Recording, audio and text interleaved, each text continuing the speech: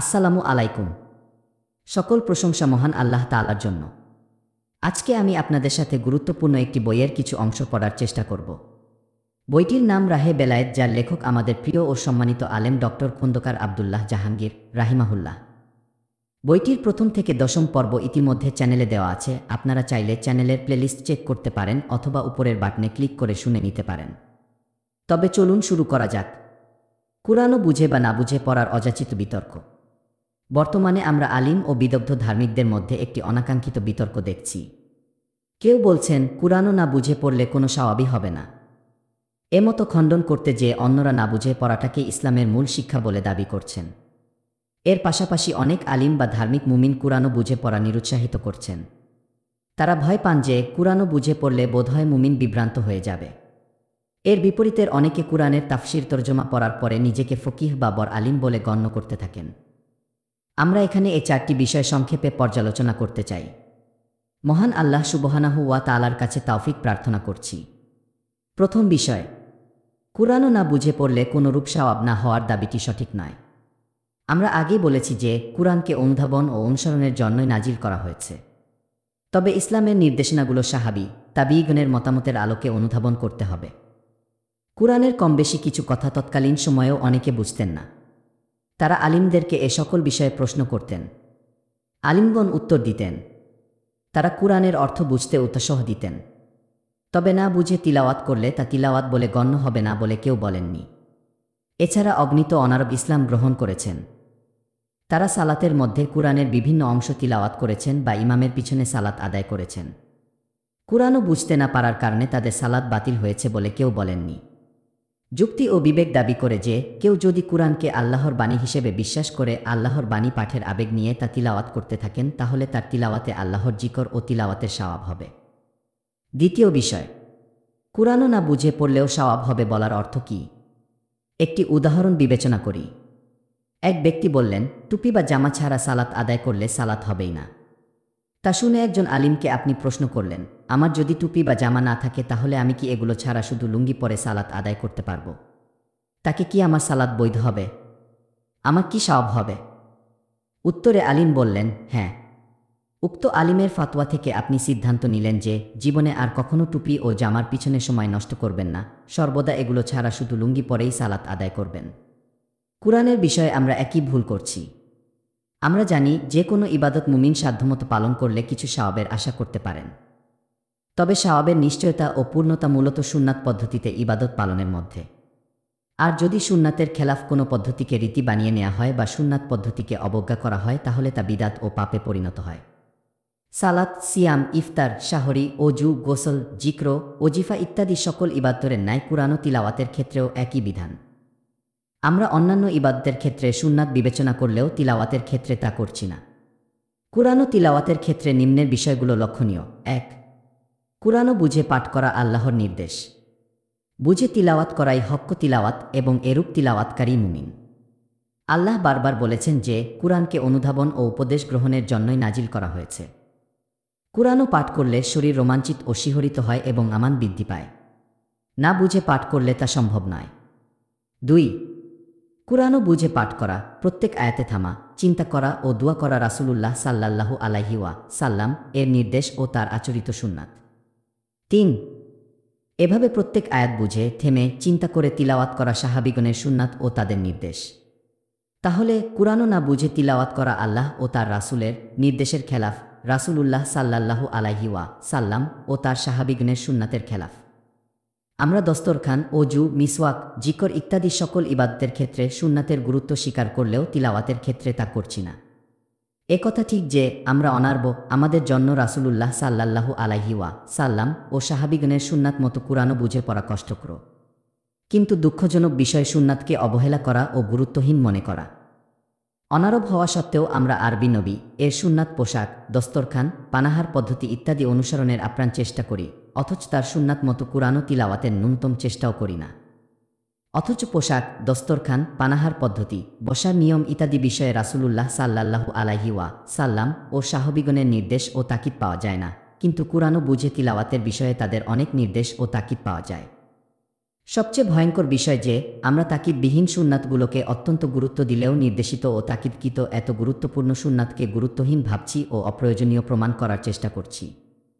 কেউ যদি অপারগতার কারণে সুন্নাতের খেলাফ ইবাদত করে তাহলে তার ওজর গ্রহণযোগ্য, তবে সুযোগ থাকা সত্ত্বেও অপারগতা বহাল রাখা, খেলাফে সুন্নাত পদ্ধতিকে পূর্ণাঙ্গ ইবাদত বলে মনে করা, সুন্নাত পদ্ধতির চেয়ে উত্তম মনে করা বা সুন্নাত পদ্ধতিকে অপ্রয়োজনীয় মনে করা নিঃসন্দেহে নিন্দনীয় বিদাত বা বিদাতের রাজপথ।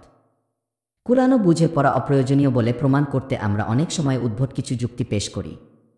আমরা বলি, অমুক ব্যক্তি বা লক্ষ কোটি ব্যক্তি কুরআনও না বুঝে তিলাওয়াত করে বা মুখস্থ করে কত বড় কি ফায়দা, বরকত, আসর কি বা ফলাফল পেয়েছেন, কাজেই কুরআনও বুঝে তিলাওয়াত করার দাবি অসার ও ভিত্তিহীন।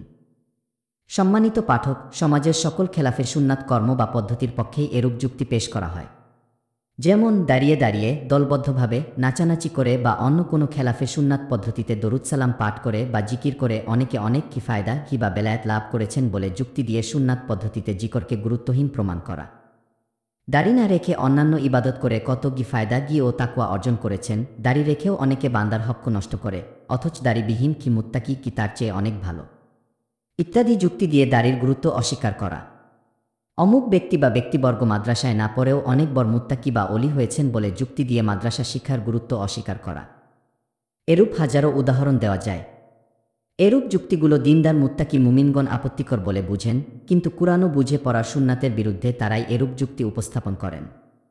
তৃতীয় বিষয়, কুরআনও বুঝা কঠিন বলে দাবি করা অথবা কুরআনের অর্থ পড়লে মুমিন বিভ্রান্ত হতে পারেন বলে দাবি করে কুরআনও বুঝতে নিরুৎসাহিত করা ভয়ঙ্কর একটি মহামারী, যাতে অনেক ধার্মিক ও আলিম আক্রান্ত। মহান আল্লাহ কুরআনে বলেছেন যে তিনি কুরআনও অনুধাবন করা সহজ করেছেন। এরপরও কি কোনো মুমিন কল্পনা করতে পারেন যে কুরআনও বুঝা কঠিন? মহান আল্লাহ বারবার বলেছেন যে তিনি কি মুত্তাকিদেরকে এবং কি বিশ্বজগতের হেদায়েত বা সুপথের দিশারি হিসেবে কুরআনও নাজিল করেছেন। এরপরও কি কোনো মুমিন কল্পনা করতে পারেন যে কুরআনও পাঠ করলে কোনো মুমিন বা কোনো কাফির বিভ্রান্ত হতে পারে? মহান আল্লাহ প্রত্যেক মুমিনকে কুরআনও বুঝে হক্ক তিলাওয়াত কি করতে নির্দেশ দিয়েছেন এবং রাসূলুল্লাহ সাল্লাল্লাহু আলাইহি ওয়াসাল্লাম ও কুরআনও বুঝে তিলাওয়াত করতে নির্দেশ দিয়েছেন। এরপরও কি কোনো মুমিন কল্পনা করতে পারেন যে কুরআনও বুঝে তিলাওয়াত করলে মানুষ বিভ্রান্ত হয়ে যাবে? দুর্ভাগ্যজনকভাবে আমরা প্রত্যেকে নিজ নিজ মত কিকে একমাত্র ও ইসলাম কি বলে মনে করি এবং নিজ মতের বাইরে গেলেই তা বিভ্রান্তি কি বলে দাবি করি। কুরআনও অর্থ বুঝে তিলাওয়াত করার পর কোনো মুমিন অন্য কারো সকল বক্তব্যে নির্বিচারে গ্রহণ করতে চান না। এজন্য সম্ভবত আমরা সকলেই চাই যে সাধারণ মুমিনগণ কুরআন হাদিসের অর্থ না বুঝুন এবং আমরা আলিমগণ বা দায়গণ প্রত্যেকে আমাদের পছন্দসই মত বা পথ কুরআন হাদিসের নামে তাদেরকে বুঝাতে থাকি। এখানে কয়েকটি বিষয় আমাদের চিন্তা করা প্রয়োজন। ১. কুরআনের অর্থ বুঝতে গেলে মুমিন ভুল বুঝে বিভ্রান্ত হতে পারেন বলে ধারণা করা কুরআন ও সুন্নাহ সাহাবীগণের নির্দেশ ও বাস্তব সত্যের বিপরীত। মহান আল্লাহ বারবার বলেছেন যে তিনি কুরআন থেকে উপদেশ গ্রহণ সহজ করেছেন। প্রত্যেক মুমিনকে অর্থ বুঝে তিলাওয়াত করতে নির্দেশ দিয়েছেন। প্রত্যেক মুমিনের জন্য সালাতে কুরআন পাঠের বিধান দিয়েছেন। রাসূলুল্লাহ সাল্লাল্লাহু আলাইহি ওয়াসাল্লাম প্রত্যেক মুমিনের জন্য কুরআন শিক্ষা ও হিফাজ করার নির্দেশ ও উৎসাহ দিয়েছেন। স্বভাবতে শিক্ষা ও হিফাজ করা বলতে অর্থ হৃদয়ঙ্গম করা সহ শিক্ষা ও মুখস্থ করা বোঝানো হয়েছে। অর্থ না বুঝে শিখলে বা তিলাওয়াত করলে সওয়াব হবে কিনা তা ভিন্ন প্রশ্ন। তবে অর্থ না বুঝে শিক্ষা ও হিফাজ করার কোনরূপ নিয়ম সাহাবী, তাবি ও ইমামগণের যুগে ছিল না। আরব অনারব সকলেই অর্থ বুঝেই শিক্ষা ও হিফাজ করতেন। আরব অনারব, শিক্ষিত অশিক্ষিত, বুদ্ধিমান নির্বোধ সকলেই তা কম বেশি অর্থ বুঝে পড়তেন বা শুনতেন। বর্তমান যুগে আরব দেশগুলোতে কুরআনের ভাষা বা বিশুদ্ধ আরবি ভাষা মৃতপ্রায়। কোনো আরব দেশেই তা মাতৃভাষা নয়। যে মূর্খ বা অল্প শিক্ষিত মানুষটি বিশুদ্ধ আরবিতে একটি বাক্য বলতে পারেন না, তিনিও সালাতের মধ্যে বা যে কোনোভাবে কুরআনও শুনতে মূল অর্থ বুঝতে পারেন এবং তার হৃদয়ে ব্যাপক আলোড়ন দেখা যায়। এ থেকে বোঝা যায় যে সত্যই কুরআনও বুঝা আল্লাহ সহজ করেছেন। মহান আল্লাহ ও তার রাসূল সাল্লাল্লাহু আলাইহি ওয়াসাল্লাম কুরআন তিলাওয়াত, শ্রবণ ও হিফাজের ক্ষেত্রে কোথাও বলেননি যে নির্দিষ্ট পরিমাণ ইলম না শেখা পর্যন্ত কুরআন তিলাওয়াত ও হিফাজ করা যাবে না, অথবা সাধারণ সালাতগুলোতে নির্দিষ্ট সূরা ছাড়া কোনো সূরা পাঠ করা যাবে না, কারণ অর্থ ভুল বুঝে সাধারণ মুসলিরা বিভ্রান্ত হয়ে যেতে পারে। তাহলে কি আমরা মহান আল্লাহর দ্বীনের বিষয়ে তার ও তার রাসূল সাল্লাল্লাহু আলাইহি ওয়াসাল্লাম এর চেয়েও বেশি সতর্ক হতে চেষ্টা করছি? ২. অনেক সময় আমরা ধারণা করি যে কুরআনের অনুবাদ করার ক্ষেত্রে হয়তো অনুবাদক ভুল করতে পারে, কাজেই তরজমা কুরআনও পাঠ করলে হয়তো মুমিন বিভ্রান্ত হয়ে যাবে। লক্ষণীয় যে আমরা অন্যান্য গ্রন্থের তরজমা বা অনুবাদ পড়তে আপত্তি করি না, অথচ অনুবাদকের ভুলের সম্ভাবনা এ সকল গ্রন্থের ক্ষেত্রে বেশি। কুরআন অনুবাদের সময় অনুবাদক ব্যাপক সতর্কতা অবলম্বন করেন, কারণ সামান্য ভুল হলেই তাকে কঠিন প্রতিবাদের সম্মুখীন হতে হবে। তারপরও আমরা প্রত্যেক মুমিনকে পরামর্শ প্রদান করি, অজানা বা বিতর্কিত অনুবাদকের অনুবাদ না পড়ে প্রসিদ্ধ আলিমদের অনুদিত তরজমা কুরআনও পাঠ করতে এবং সমস্যা অনুভব করলে আলিমদেরকে প্রশ্ন করতে। কিন্তু একটি অবাস্তব সম্ভাবনার অজুহাতে আমরা কুরআন ও হাদিস নির্দেশিত একটি গুরুত্বপূর্ণ ইবাদত থেকে মুমিনকে নিষেধ করতে পারি না। ৩. অনেক দিনদার মুমিন বা আলিম কুরআনের তাফসির বা তরজমা পড়তে নিষেধ করে বলেন যে তাফসির করার জন্য অনেক প্রকার ইলম প্রয়োজন। তারা তাফসির করা ও তাফসির পড়ার মধ্যে পার্থক্য বুঝেন না, অথবা কুরআন ও বুঝার মহান ইবাদত থেকে মুমিনকে দূরে রাখার জিদের কারণে পার্থক্য স্বীকার করতে চান না। কুরআনের তাফসির করার জন্য অনেক প্রকার ইলম প্রয়োজন, কিন্তু তাফসির পড়তে কোনো প্রকার ইলমেরই প্রয়োজন নেই। কুরআনের তাফসির বা তরজমা করার যোগ্যতা আছে এমন কোনো আলিমের লেখা তাফসির বা তরজমা পড়তে কোনো পূর্বশত নেই। দুঃখজনক যে অনেক সময় আমরা একজন প্রসিদ্ধ আলিমের লেখা বইপত্র পড়তে পরামর্শ প্রদান করি, অথচ তারই লেখা অনুবাদ বা তাফসির পড়তে নিষেধ করি। ৪. কুরআনই সকল হেদায়েতের মূল উৎস।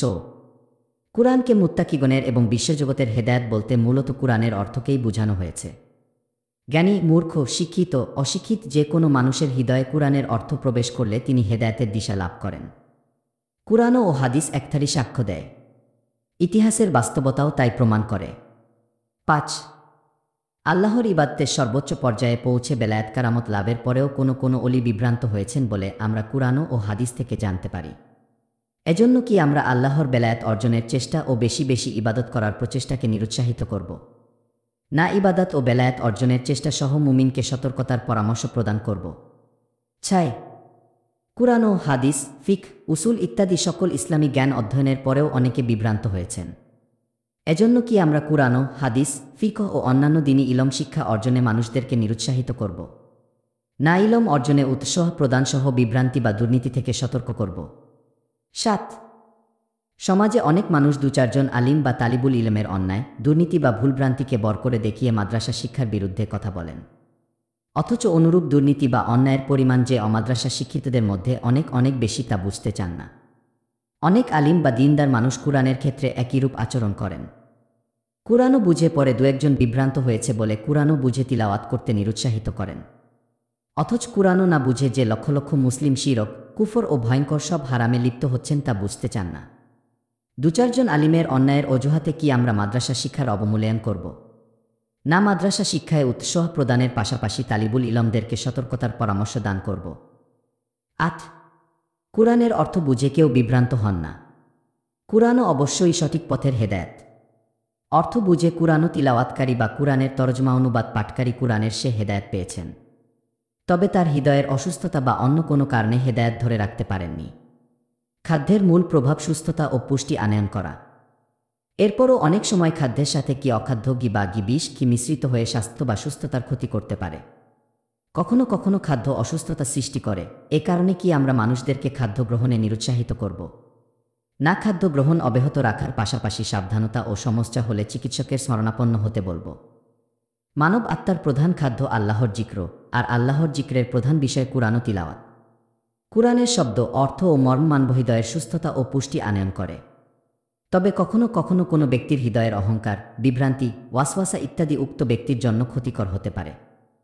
এজন্য আমরা মুমিনকে সাবধান করতে পারি, আলিমদের কাছে প্রশ্ন করতে উৎসাহ দিতে পারি, কিন্তু কখনোই তাকে হেদায়েতের মূল উৎস কুরআন ও তিলাওয়াত ও অর্থ হৃদয়ঙ্গম থেকে নিরুৎসাহিত করতে পারি না। ৯. অর্থ হৃদয়ঙ্গম করে কুরআন ও তিলাওয়াত করার কারণে এক প্রকারের বিভ্রান্তি জন্ম নিয়েছিল খারিজিদের মধ্যে। কুরআনের অর্থ চিন্তা ও ব্যাপক অধ্যয়ন তাদের মধ্যে হেদায়েত ও তাকওয়ার জন্ম দিয়েছিল, কিন্তু তাদের হৃদয়ের অহংকার, নেক আমলের আত্মতৃপ্তি ও প্রবৃত্তির অনুসরণের কারণে তারা সে তাকওয়ার প্রকৃত ফল ধরে রাখতে পারেনি, বরং ভয়ঙ্কর উগ্রতায় লিপ্ত হয়েছিল। সাহাবীগণ তাদের বিভ্রান্তি অপনোদনের চেষ্টা করেছেন, কিন্তু কখনোই কুরআনের অর্থ চিন্তা ও অধ্যয়নকে নিরুৎসাহিত করেননি। ১০. কুরআনের অর্থ অনুধাবন কখনোই বিভ্রান্তির জন্ম দেয় না, তবে বিভিন্ন প্রশ্নের জন্ম দিতে পারে। এরূপ প্রশ্নের ক্ষেত্রে মুমিনের দায়িত্ব আলিমদেরকে প্রশ্ন করা এবং আলিমদের দায়িত্ব প্রশ্নের উত্তর দেওয়া। আমাদের সমাজে আলিমগণ অত্যন্ত বঞ্চনা ও কষ্টের মধ্যে থাকেন। ব্যাপক অধ্যয়ন তো দূরের কথা, প্রয়োজনীয় গ্রন্থ ক্রয়ের সামর্থ্য অনেক আলিমের নেই। ফলে কুরআন কেন্দ্রিক অনেক প্রশ্নের তারা উত্তর দিতে পারেন না। তাৎক্ষণিক প্রতিক্রিয়ায় তারা কুরআনের অনুবাদ পাঠকারী প্রশ্নকর্তাকে রাগ করেন এবং অনুবাদ পড়তে নিষেধ করেন। এ বিষয়ে আমাদের সতর্ক হওয়া দরকার। সকল সমস্যার মধ্যেই আলিমদেরকে অধ্যয়ন চালিয়ে যেতে হবে। আর কুরআনের অনুবাদ পাঠকারীকে রাগ না করে তাকে উৎসাহ প্রদানের পাশাপাশি সতর্ক করতে হবে এবং প্রয়োজনে কোনো প্রাজ্ঞ আলিম থেকে জেনে তার প্রশ্নের উত্তর দিতে হবে। এক সর্বোপরি আমাদের বুঝতে হবে যে উম্মাতের কোটি কোটি সদস্যের প্রত্যেকের বাড়িতে যেয়ে তাকে কি সঠিক, হক্কানি কি বা কি বিশুদ্ধ কি দিনের দাওয়াত প্রদানের ক্ষমতা আমাদের নেই। তবে ইচ্ছা করলে প্রত্যেকেই কুরআনের একটি নির্ভরযোগ্য অনুবাদ কিনে তা পরে দিনের মৌলিক বিষয়গুলো জানতে পারেন। অন্যান্য সকল বিষয়ে মতভেদ থাকলেও কুরআনের বিষয়ে মুসলিমদের মধ্যে কোনো মতভেদ নেই। আমরা অন্তত সকলকে উৎসাহ প্রদান করি কুরআনও পাঠ করতে ও তার অর্থ হৃদয়ঙ্গমের চেষ্টা করতে। পাশাপাশি রিয়াদুস সালিহিন বা অনুরূপ কোনো প্রসিদ্ধ ছোট হাদিস গ্রন্থের অনুবাদ পাঠ করতে। এভাবে মুমিন তার মহান রব্ব সুবহানাহু ওয়া তাআলা ও তার মহান রাসূলের সান্নিধ্য লাভ করবেন। এতে তার মধ্যে যে ঈমান, তাকওয়া ও চেতনা সৃষ্টি হবে তার ভিত্তিতে তিনি নির্ভরযোগ্য আলিমদের থেকে দ্বীনের বিস্তারিত জ্ঞান লাভ করতে পারবেন। চতুর্থ বিষয়, কুরআন ও মাজিদের অর্থ কিছুটা হৃদয়ঙ্গম করার পরেই নিজেকে কুফকি, ইসলামী জ্ঞানের বিশেষজ্ঞ ও দিকনির্দেশক বলে মনে করা এ বিষয়ক সর্বশেষ বিপর্যয়। বিষয়টি কুরআনের নির্দেশনার সাথে সাংঘর্ষিক। আমরা দেখেছি যে মহান আল্লাহ প্রত্যেক মুমিনকেই অর্থ হৃদয়ঙ্গম করে হক্ক তিলাওয়াত কি করতে নির্দেশ দিয়েছেন। অন্য আয়াতে আল্লাহ বলেন, মুমিনদের সকলের একসাথে বের হওয়া সঙ্গত নয়, ওদের প্রত্যেক দলের এক অংশ বের হয় না কেন, যাতে তারা দিনের কুফি বা গভীর জ্ঞান অর্জন করতে পারে এবং তাদের সম্প্রদায়কে সতর্ক করতে পারে যখন তারা তাদের কাছে ফিরে আসবে, যাতে তারা সতর্ক হয়। এ আয়াত থেকে আমরা বুঝতে পারি যে মুমিনদের সকলেই ফকিহ হবেন না। কিছু মানুষ দিনের গভীর জ্ঞান বা ফিকহ অর্জনের জন্য ব্যাপক অধ্যয়ন ও গবেষণায় রত থাকবেন এবং অন্যদেরকে এ গভীর জ্ঞান বা ফিকহের মাধ্যমে সতর্ক করবেন। উভয় আয়াতের সমন্বিত নির্দেশনা যে প্রত্যেক মুমিনই অর্থ হৃদয়ঙ্গম করে কুরআন ও হক্ক তিলাওয়াত কি করবেন, তবে প্রত্যেকেই ফকিহ হবেন না। কিছু মুমিন কুরআন, হাদিস ও প্রাসঙ্গিক সকল বিষয় গভীর অধ্যয়ন করে কি ফকিহ হবেন। হক্ক তিলাওয়াত কি কারি মুমিনগণ তাদের থেকে প্রয়োজনীয় বিষয় শিক্ষা করবেন ও সতর্ক হবেন। বস্তুত সাধারণ জ্ঞান ও বিশেষ জ্ঞানের এ পার্থক্য সর্বজনীন। চিকিৎসা, আইন, বিজ্ঞান, প্রকৌশল ও অন্যান্য সকল বিষয়ে যে কোনো শিক্ষিত মানুষ সাধারণ অধ্যয়নের মাধ্যমে সাধারণ জ্ঞান অর্জন করতে পারেন। তবে কোনো বিষয়ে বিশেষজ্ঞ হতে হলে প্রাতিষ্ঠানিক শিক্ষার পাশাপাশি আজীবন গভীর অধ্যয়নে কাটাতে হয়। কোনো শিক্ষা প্রতিষ্ঠান বা শিক্ষা ব্যবস্থার মাধ্যমে এ সকল বিষয়ে উচ্চতর ডিগ্রি অর্জন না করে কেউ যদি সাধারণ পড়াশোনার মাধ্যমে এ সকল বিষয়ে কি তাত্ত্বিক গুরু হতে চেষ্টা করেন তাহলে তা ক্ষতিকর ফল প্রদান করে। দ্বীনি ইলমের বিষয়টিও একই রূপ। এক্ষেত্রে নিম্নের কয়েকটি বিষয়ের প্রতি পাঠকের দৃষ্টি আকর্ষণ করছি। ১. অনেক মুমিন ব্যাপকভাবে কুরআন অধ্যয়ন করেন কিন্তু কুরআন বিশুদ্ধভাবে তিলাওয়াত করতে পারেন না। অবস্থাটি অত্যন্ত দুঃখজনক। সাময়িক ওজর গ্রহণযোগ্য হতে পারে, কিন্তু এরূপ অবস্থা অব্যাহত রাখা অর্থাৎ বিশুদ্ধ তিলাওয়াত শিক্ষা করার সর্বাত্মক প্রচেষ্টায় অবহেলা করে অশুদ্ধ তিলাওয়াত ও অর্থ অধ্যয়নকেই হক্ক তিলাওয়াত বলে মনে করা নিঃসন্দেহে খেলাফে সুন্নাত ও বিদাত। ২. অর্থসহ কুরআন ও হক্ক তিলাওয়াত কি করার মাধ্যমে মুমিন নিজের ঈমান, তাকওয়া, আখিরাতমুখিতা ও আল্লাহর সাথে সম্পর্ক শানিত করবেন। তবে আলিমগণের ভুল ধরা, ইসলামী ব্যবস্থার সংশোধন, সংস্কার বা সমালোচনা করা, কোন বিষয়টি ইসলাম সমর্থিত ও কোটি ইসলাম সমর্থিত নয় ইত্যাদি বিষয়ে মত দেওয়ার জন্য কুরআন অধ্যয়নের পাশাপাশি আরও অনেক ব্যাপক ও প্রাতিষ্ঠানিক অধ্যয়ন জরুরি। ৩. কুরআনের অনুবাদ পাঠ করে অর্থশিক্ষা ও আরবি ভাষায় পারদর্শিতার মাধ্যমে কুরআন অনুধাবন করা এক নয়। কুরআন একটি অলৌকিক গ্রন্থ। এর প্রতিটি শব্দ ও বাক্যের বিভিন্ন প্রকারের অর্থ, মর্ম, ব্যঞ্জনা ও ব্যাপকতা আছে। অনুবাদক তার অনুবাদে এ সকল অর্থ ও মর্মের একটিমাত্র দিক প্রকাশ করতে পারেন। এজন্য অনুবাদ পড়ার অর্থ কুরআন মাজিদের একটি অর্থের অনুবাদ পাঠ। এতে মুমিন মূল বিষয়টি জানতে পারেন, কিন্তু তাত্ত্বিক কোনো বিষয় প্রতিষ্ঠা বা খণ্ডন করতে এতটুকুই যথেষ্ট নয়। রাহে বেলায়েত ও রাসূলুল্লাহ সাল্লাল্লাহু আলাইহি ওয়া সাল্লাম এর জিকর ওজিফা ৪। সমকালীন আরবি ভাষায় পারদর্শিতা ও কুরআনের আরবি ভাষায় পারদর্শিতা এক বিষয় নয়। অগণিত আরবি শব্দের অর্থের মধ্যে কম বেশি পরিবর্তন ঘটেছে। এছাড়া শাব্দিক অর্থ ও কুরআনের পরিভাষা ও ব্যবহারের মধ্যে অনেক ক্ষেত্রে পার্থক্য রয়েছে। এগুলো অনুধাবন ব্যতিরেকে ফিকহি বা তাত্ত্বিক কোনো মতবাদ প্রদান বা খণ্ডন করা বাতুলতা মাত্র। ৫. আল্লাহ সুবহানাহু ওয়া তাআলা কুরআনে বারংবার বলেছেন যে তিনি তার মহান রাসূল সাল্লাল্লাহু আলাইহি ওয়া সাল্লাম কে দুপ্রকারের ওহী প্রদান করেছেন, ১. কিতাব এবং ২. হিকমা। কিতাব গ্রন্থাকারে কুরআন হিসেবে সংকলিত, আর রাসূলুল্লাহ সাল্লাল্লাহু আলাইহি সাল্লাম তাকে প্রদত্ত হিকমাহ বা প্রজ্ঞাকে কথা বা কর্মের মাধ্যমে প্রকাশ করে কুরআনের বাস্তব ব্যাখ্যা ও প্রয়োগ করেছেন, যা হাদিস কি হিসেবে সংকলিত। হাদিস ও হাদিস বিষয়ক সকল জ্ঞানের ব্যাপক অধ্যয়ন ছাড়া কুরআন বিষয়ে কি বিশেষজ্ঞ হওয়ার কল্পনা করা যায় না। 6. কুরআন সুন্নাহ অনুধাবনে সাহাবীগণ ও প্রথম প্রজন্মের মুসলিমদের মর্ত ও ব্যাখ্যার গুরুত্ব অপরিসীম। মহান আল্লাহ কুরআনে সাহাবীগণ, বিশেষত প্রথম অগ্রগামী মুহাজির ও আনসার সাহাবীগণের পরিপূর্ণ অনুসরণ পরবর্তী মুমিনদের নাজাত ও সফলতার মাপকাঠি হিসেবে উল্লেখ করেছেন। হাদিস শরীফে পরবর্তী প্রজন্মগুলোর গুরুত্ব উল্লেখ করা হয়েছে। কাজেই সাহাবীগণ ও পরবর্তী প্রজন্মগুলোর আলিমদের মতো কর্ম ও পন্থা সম্পর্কে ব্যাপক অধ্যয়ন ছাড়া কেউ কুরআনের বিশেষজ্ঞ হতে পারেন না।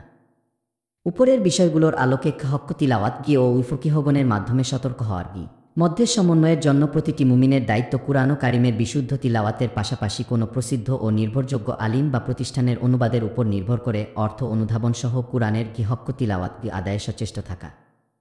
সম্ভব হলে কুরআন বুঝার মতো আরবি শিখে কুরআনের অর্থ অনুধাবনের চেষ্টা করা।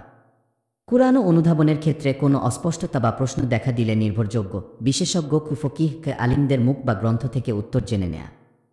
প্রাতিষ্ঠানিক ইসলামী শিক্ষাপ্রাপ্ত বিশেষজ্ঞ আলিম ছাড়া অন্য কারো মতকে চূড়ান্ত বা নির্ভরযোগ্য বলে মনে না করা। জ্ঞানের অহংকারের বিষাক্ত ছোবল থেকে নিজেকে রক্ষা করা। কুরআন তিলাওয়াতের আদব ও নিয়ম। কুরআন তিলাওয়াত, গবেষণা, আলোচনা ইত্যাদির অনেক মাসনুন আদব হাদিস ও সাহাবীগণের বক্তব্যের আলোকে আলিমগণ বিভিন্ন গ্রন্থে লিপিবদ্ধ করেছেন। এখানে সংক্ষেপে কিছু প্রয়োজনীয় বিষয় লিখছি। 1. যথাসম্ভব অজুসহ আদবের সাথে তিলাওয়াত করা। 2. সম্ভব হলে মিসওয়াক করে সুন্দর পোশাকে বসে তিলাওয়াত করা। তবে বসে শুয়ে দাঁড়িয়ে হাঁটতে চলতে সর্বাবস্থায় কুরআন তিলাওয়াত করা যায়। 3. বিশুদ্ধ তিলাওয়াত করা। 4. তিলাওয়াতের সময় অর্থের দিকে খেয়াল রাখা এবং যথাসম্ভব অর্থকে হৃদয়ে জাগরুক করে হৃদয়কে নাড়া দেওয়া। 5. তিলাওয়াতের সময় সাজদার আয়াতে সাজদা করা, তাসবিহের আয়াতে তাসবিহ পড়া, পুরস্কারের আয়াতে পুরস্কার চাওয়া ও আজাবের আয়াতে আজাব থেকে আশ্রয় চাওয়া। 6. তিলাওয়াতের সময় মনকে যথাসম্ভব বিনীত ও আল্লাহর রহমতের জন্য বেকুল রাখা। 7. তিলাওয়াতের সাথে সাথে সাধ্যমত বিনীত হৃদয়ে ক্রন্দন করা।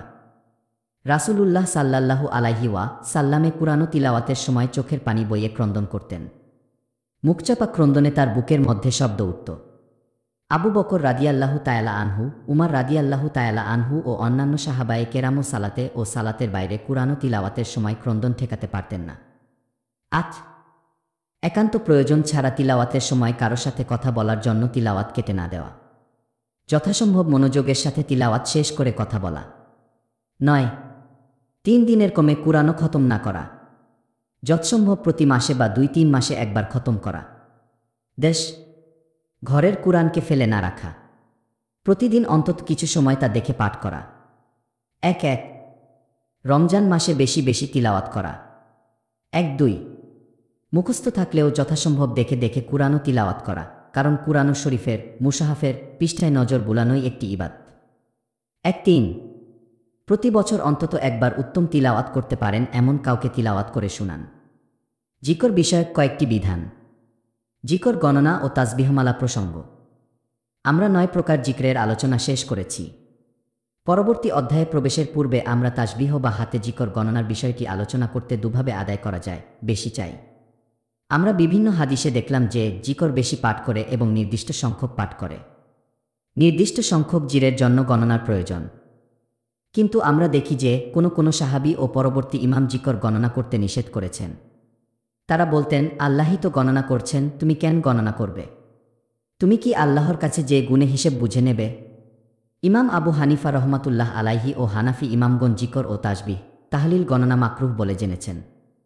ইমাম তাহাবি ইমাম মুহাম্মদ সাল্লাল্লাহু আলাইহি সাল্লাম ও ইমাম আবু ইউসুফের সন্দেহে ইমাম আবু হানিফা থেকে বিষয়টি উল্লেখ করেছেন। ইবনে মাসউদ রাদিয়াল্লাহু তাআলা আনহু জিকর গণনা করতে দেখলে বলতেন, তোমাদের গোনাহগুলো গণনা করে হিসেব করে রাখ, সওয়াব গণনার প্রয়োজন নেই। উকবা ইবনে সুবহান নামক একজন তাবেঈ বলেন, আমি আব্দুল্লাহ ইবনে উমারকে প্রশ্ন করলাম, যদি কেউ জিকরের সময় তার তাসবিহ তাহলিল হিসাব করে রাখে তাহলে কি হবে? তিনি বললেন, সুবহানাল্লাহ। তোমরা কি আল্লাহর হিসাব নেবে? এ সকল হাদিসের আলোকে ইমাম আবু হানিফা তাসবিহ তাহলিল গণনা মাকরুহ মনে করেছেন। ইমাম তাহাবি রহমাতুল্লাহ আলাইহি বলেন, যে সকল জিকর হাদিস শরীফের নির্দিষ্ট সংখ্যায় আদায়ের নির্দেশনা রয়েছে, সে সকল জিকরের ক্ষেত্রে মুমিনের উচিত তা গণনা করে পাঠ করা। কারণ গণনা ছাড়া নির্দিষ্ট সংখ্যা পূরণ হয়েছে কিনা এবং আল্লাহর ওয়াদাকৃত সওয়াবের পরিমাণ জিকর পালিত হয়েছে কিনা তা জানার উপায় নেই। এজন্য এ সকল জিকর গণনা করে পালন করতে হবে। আর যে সকল জিকর সাধারণভাবে পালন করার নির্দেশ দেওয়া হয়েছে, বিশেষ সংখ্যার জন্য বিশেষ সওয়াব বর্ণনা করা হয়নি, সে সকল জিকর গণনা করা বাতুলতা। সেক্ষেত্রেই আল্লাহর হিসাব গ্রহণের প্রশ্ন আসে। নির্ধারিত সংখ্যক জিরের অতিরিক্ত সকল সাধারণ জিকরের ক্ষেত্রে মুমিনের দায়িত্ব কোনো রকম গণনা বা হিসাব ছাড়া যথাসম্ভব বেশি বেশি এবং যথাসম্ভব মনোযোগ সহকারে এ সকল জিকরে বাক্য উচ্চারণ করবেন। হিসাবপত্রের দায়িত্ব রাব্বুল আলামিনের উপর ছেড়ে দেবেন। সাহাবী ও তাবেঈগণের কর্ম থেকে জানা যায় যে সালাত, সালাম, তাসবিহ, তাকবীর, তাহলিল, তাহমিদ ইত্যাদি জিকর যা সাধারণভাবে বেশি বেশি আদায় করার নির্দেশ দেওয়া হয়েছে, তা অনেকে নিজের সুবিধামতো নির্দিষ্ট সংখ্যায় ওজিফা হিসাবে নির্ধারণ করে নিয়েছেন। যেমন কেউ কেউ সারাদিনে 1000 বার সালাত বা তাসবিহ বা তাহলিল করবেন বলে নিজের জন্য নির্ধারণ করে নিয়েছেন। এগুলো তারা গুণে আদায় করতেন। এর অতিরিক্ত অগণিত জিকর তারা আদায় করতেন। এখন প্রশ্ন, সংখ্যা নির্ধারিত জিকর কিভাবে গণনা করব? তাসবিহ ব্যবহার করে, না হাতের কর গণনা করে? তাসবিহ ব্যবহার বিদাত কিনা? এ প্রশ্নের উত্তর, জিকর গণনার জন্য দানা বা তাসবিহ ব্যবহার নাজায়েজ বা বিদাত নয়। তবে হাতের আঙ্গুল দ্বারা গণনা করা উত্তম, কারণ রাসূলুল্লাহ সাল্লাল্লাহু আলাইহি ওয়াসাল্লাম নিজে জিকর হাতে গণনা করতেন। আব্দুল্লাহ ইবনে আমর রাদিয়াল্লাহু তাআলা আনহু বলেন, আমি নবীজিকে দেখলাম তিনি নিজের হাতে, ডান হাতে তাসবিহের গীত দিচ্ছেন, গণনা করছেন। হাদিসটির সনদ সহিহ। এছাড়া রাসূলুল্লাহ হাতে গণনা করতে উৎসাহ দিয়েছেন। মহিলা সাহাবী ইউসাইরাহ রাদিয়াল্লাহু তাআলা আনহু বলেন, রাসূলুল্লাহ সাল্লাল্লাহু আলাইহি ওয়াসাল্লাম আমাদেরকে বলেছেন, তোমরা মহিলাগণ অবশ্যই তাসবিহ, সুবহানাল্লাহ, তাহলিল, লা ইলাহা ইল্লাল্লাহ, তাকদিস, সুবহুন কুদ্দুসুন করবে এবং আঙ্গুলের গিটে গণনা করবে, কারণ এদেরকে কিয়ামতের দিন প্রশ্ন করা হবে এবং কথা বলানো হবে। এরা জিরের সাক্ষ্য প্রদান করবে। হাদিসটির সনদ সহিহ। পাশাপাশি দানা বা তাসবিহমালা দ্বারা জিকর গণনা জায়েজ ও সাহাবী, তাবেঈগণ কর্তৃক ব্যবহৃত। বিভিন্ন হাদিসে আমরা দেখি যে রাসূলুল্লাহ সাল্লাল্লাহু আলাইহি ওয়াসাল্লাম কোনো সাহাবীকে দানা বা বিচির দ্বারা তাসবিহ, তাহলিল বা জিকর গণনা করতে দেখেছেন। তিনি তাদেরকে এভাবে গণনা করতে নিষেধ করেননি, তবে সংক্ষিপ্ত ও উত্তম জিকরের উপদেশ প্রদান করেছেন। এ সকল হাদিস থেকে স্পষ্টভাবে বোঝা যায় যে কাকরো, দানা, বিচি ইত্যাদির মাধ্যমে জিকর গণনা সুন্নাহ সম্মত জায়েজ। পরবর্তী যুগে কোনো সাহাবী ও তাবেঈ থেকে জমা করা কাকরো, দানা, গিরা দেওয়া সুতা বা তাসবিহ ব্যবহারের কথা জানা যায়। আবু সাফিনজা রাদিয়াল্লাহু তাআলা আনহু নামক একজন সাহাবী পাত্র ভর্তি কাকর রাখতেন। ফজরের সালাতের পরে দ্বিপ্রহর পর্যন্ত তিনি এগুলো দিয়ে জিকর করতেন। আবার বিকালেও অনুরূপ করতেন। সাদ ইবনে আবি ওয়াক্কাস কাকর দিয়ে তাসবিহ, তাহলিল ও জিক করতেন। ইমাম হুসাইনের কন্যা ফাতিমা গীত দেওয়া সুতা, তাসবিহের মতো দ্বারা গণনা করে তাসবিহ, তাহলিল করতেন। আবু হুরাইরা রাদিয়াল্লাহু তাআলা আনহুয়ের 1000টি গিরা দেওয়া একটি সুতা ছিল। তিনি এ সংখ্যক তাসবিহ, তাহলিল পাঠ না করে ঘুমাতেন না। এছাড়া তিনি কাকর জমা করে তা দিয়ে জিকর করতেন বলে বর্ণিত আছে। আবু দারদা রাদিয়াল্লাহু তাআলা আনহু খেজুরের বিচি একটি থলের মধ্যে রাখতেন। ফজরের সালাতের পরে সেগুলো বাহির করে জিকরের মাধ্যমে গণনা করে শেষ করতেন। আল্লামা শাওকানি, সয়ুতি, আব্দুর রাউফ মুনাবি প্রমুখের আলোচনায় মনে হয় ইমাম আবু হানিফা রাদিয়াল্লাহু তাআলা আনহু ও তার সঙ্গীগণ বা মাযহাবের ইমামগণ ছাড়া পূর্বযুগের অধিকাংশ ফকিহ ও ইমাম জিকর গণনা বা তাসবিহ ব্যবহার করতে নিষেধ করেননি। ইমাম জালালউদ্দিন সুয়ুতি এ বিষয়ে একটি ছোট্ট বই লিখেছেন। সর্বাবস্থায় রাসূলুল্লাহ সাল্লাল্লাহু আলাইহি ওয়াসাল্লাম এর সুন্নাত ও নির্দেশনা সংখ্যা নির্ধারিত জিকর হাতের আঙ্গুলে গণনা করা। প্রয়োজনে বিশেষত যারা ওজিফা হিসেবে দৈনিক বেশি সংখ্যক জি নিজের জন্য নির্ধারিত করে নিয়েছেন, তারা তাসবিহ, কাকরো, বিচি, ছোলা ইত্যাদি ব্যবহার করতে পারেন। সর্বদা আল্লাহর জিকর করতে হবে। সম্মানিত পাঠক, আমরা জিকরের প্রকারভেদ ও ফজিলত আলোচনা শেষ করেছি। এখানে যে বিষয়টি আমাদের লক্ষ্য রাখা প্রয়োজন, মুমিনের জীবনের অবিচ্ছেদ্য অংশ জিকর। জিরের এমন কোনো সময় নেই বা অবস্থা নেই যে সে সময়ে বা অবস্থায় জিকর করতে হবে, অন্য সময় করতে হবে না। মুমিন সদা সর্বদা আল্লাহর জিকরে রত থাকে। আয়েশা রাদিয়াল্লাহু তাআলা আনহু বলেছেন, নবীজি সকল অবস্থায় আল্লাহর জিকর করতেন। কি এখানে জিকর বলতে মুখের উচ্চারণের মাধ্যমে জিকর বোঝানো হয়েছে? মনের স্মরণ তো সর্বদাই থাকে। সকল অবস্থায় কোনো না কোনো কর্ম মুমিন করে, কিন্তু সকল অবস্থায় আল্লাহর জিকর করা যাবে কিনা? নাপাক অবস্থায়, শুয়ে বসে, দাঁড়িয়ে, হাঁটতে, চলতে? এ প্রশ্নের উত্তরেই আয়েশা রাদিয়াল্লাহু তাআলা আনহু এ কথা বলেছেন। আর এ থেকে মুসলিম উম্মার ইমাম, মুহাদ্দিস ও ফকিহগণ এ কথাই বুঝেছেন। তারা এই হাদিস থেকে প্রমাণিত করেছেন যে নাপাক অবস্থায়, শুয়ে, বসে, দাঁড়িয়ে, রাস্তাঘাটে, মাঠে এবং সর্বাবস্থায় মুমিন বান্দা মুখে মাসনুন বাক্যাদি উচ্চারণ করে আল্লাহর জিকর করতে পারবেন। সালাত, সালাম, তাসবিহ, তাহলিল, দুন ও সকল প্রকার জিকরের বিষয়ে একথা প্রযোজ্য। শুধুমাত্র ইস্তিনজারত অবস্থায় ও স্বামী স্ত্রী একান্ত অবস্থায় ছাড়া সর্বদা সকল অবস্থায় মুমিনের জিহ্বা বেপরোয়াভাবে আল্লাহর জিকরে আর্দ্র থাকবে। রাসূলুল্লাহ সাল্লাল্লাহু আলাইহি সাল্লামের নির্দেশ এটি এবং এটিই তার ও তার সাহাবীগণের জীবনের আদর্শ ও কর্ম। সুপ্রিয় শ্রোতা মণ্ডলী, 11তম পর্বের ভিডিও আজকের মতো এখানেই শেষ করছি। 12তম পর্বটি শুনতে আমাদের চ্যানেল ভিজিট করুন। ধন্যবাদ আমাদের পাশে থাকার জন্য।